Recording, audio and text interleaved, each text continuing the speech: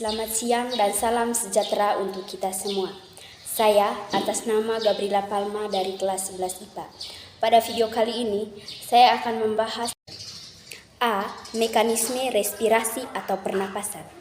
Pernapasan merupakan salah satu tanda vital yang paling utama bagi kita sebagai makhluk hidup. Dalam mekanisme respirasi pernapasan, sederhananya dilakukan dengan menghirup oksigen dan menghembuskan karbon dioksida. Sistem pernapasan pada manusia berfungsi untuk menyediakan asupan oksigen secara konsisten agar seluruh tubuh berfungsi dan bekerja dengan baik. Adapun pernapasan dibedakan menjadi dua, yaitu pernapasan dada dan pernapasan perut. Yang pertama, pernapasan dada. Pernapasan dada terjadi akibat dari kontraksi dan relaksasi otot karena tulang rusuk dan tulang dada, di mana mekanisme inspirasi dan ekspirasinya antara lain sebagai berikut. Yang pertama, inspirasi. Inspirasi terjadi karena otot antara tulang rusuk berkontraksi, rongga dada mengembang, paru-paru membesar, dan tekanan mengecil sehingga udara dari luar masuk ke dalam paru-paru agar tekanan dalam paru-paru dan udara luar sama. Kedua, ekspirasi. Ekspirasi terjadi karena otot antara tulang rusuk relaksasi, rongga dada mengempis kembali ke semula. Tekanan dalam paru-paru membesar, volume paru-paru mengecil. Hal ini menyebabkan udara dari dalam paru-paru lebih besar dibandingkan tekanan udara dari luar, hingga udara keluar. Yang kedua, pernapasan perut. Pernapasan perut terjadi akibat kontraksi dan relaksasi diafragma dan otot perut. Adapun mekanisme inspirasi dan ekspirasinya antara lain sebagai berikut. Yang pertama, inspirasi.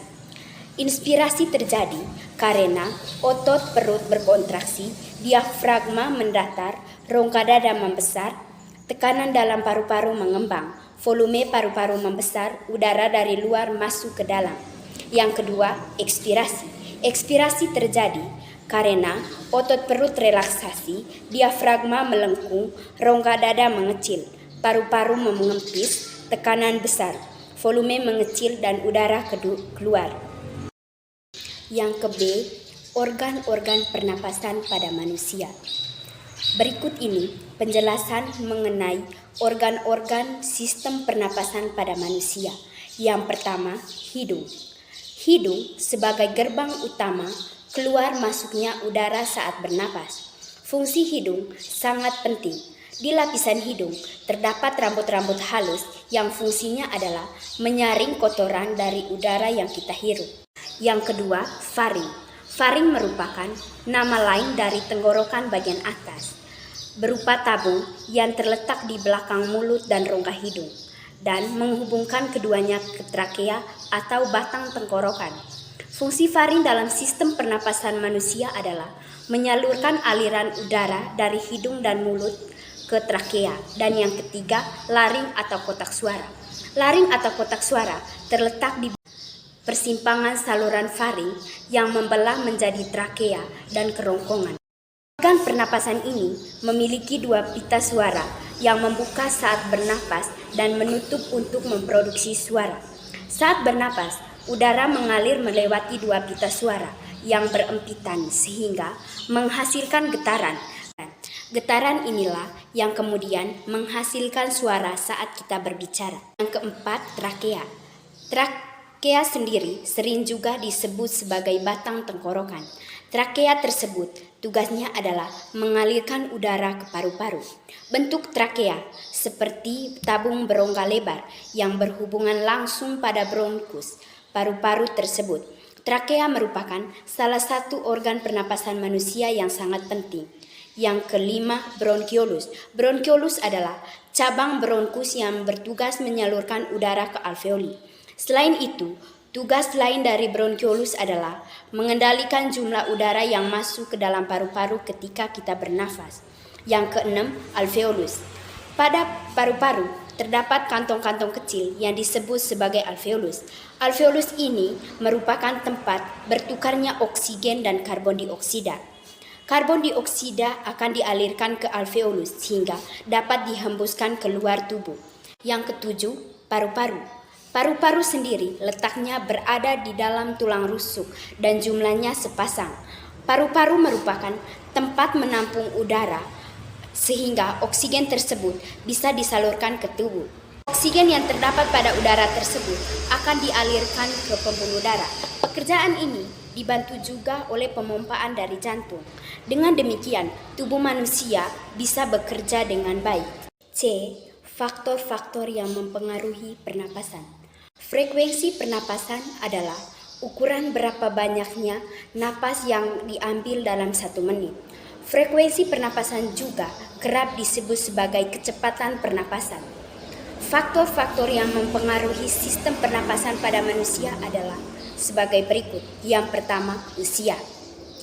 Usia, makin muda usia seseorang, maka makin tinggi frekuensi pernapasannya. Misalnya, seorang anak berusia 1 tahun memiliki frekuensi pernapasan sekitar 24 hingga 40 napas per menit, atau 2 kali lipat pernapasan dewasa yang normal. Yang kedua, jenis kelamin. Faktor yang mempengaruhi frekuensi pernapasan selanjutnya adalah jenis kelamin.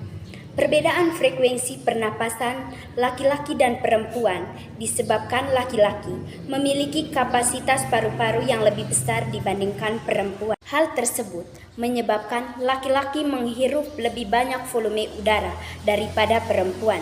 Namun, perempuan memiliki frekuensi pernapasan yang lebih tinggi daripada laki-laki. Yang ketiga, suhu tubuh. Suhu tubuh yang meningkat dapat menyebabkan peningkatan pernapasan. Hal tersebut dikarenakan tubuh mencoba untuk mendinginkan diri. Yang keempat, penyakit. Penyakit juga menjadi salah satu faktor yang mempengaruhi frekuensi pernapasan. Beberapa penyakit yang menurunkan frekuensi pernapasan, namun beberapa lainnya menaikkan frekuensi pernapasan. Penyakit seperti cedera kepala, penyumbatan saluran pernapasan, apnea tidur, masalah metabolisme, stroke, dan menurunkan frekuensi pernapasan. Adapun penyakit seperti demam, dehidrasi, serangan panik, efusi pleura, radang paru-paru, dan kelainan jantung, infeksi saluran pernapasan, dan keracunan karbon monoksida dan peningkatan frekuensi pernapasan. Yang kelima, posisi tubuh. Posisi tubuh seorang akan mempengaruhi frekuensi pernapasan yang dilakukan paru-paru. Misalnya, posisi berdiri akan menaikkan frekuensi pernapasan, sedangkan posisi berbaring akan menurunkan frekuensi pernapasan. Keenam, keadaan emosi. Keadaan emosi seseorang juga dapat mempengaruhi frekuensi pernapasan. Keadaan emosi seperti takut, cemas, dan marah dapat meningkatkan frekuensi pernapasan. Perasaan senang yang besar juga dapat menaikkan hormon adrenalin yang memicu peningkatan frekuensi pernapasan. Yang ketujuh, kadar karbon dioksida dalam darah. Sekian penjelasan dari saya mengenai sistem pernapasan pada manusia. Saya mohon maaf bila ada penjelasan yang tidak baik mengenai sistem pernapasan pada manusia atau kurang jelas. Saya mohon maaf yang sebesar-besarnya. Saya atas nama Gabriela Palma pamit undur diri. Terima kasih.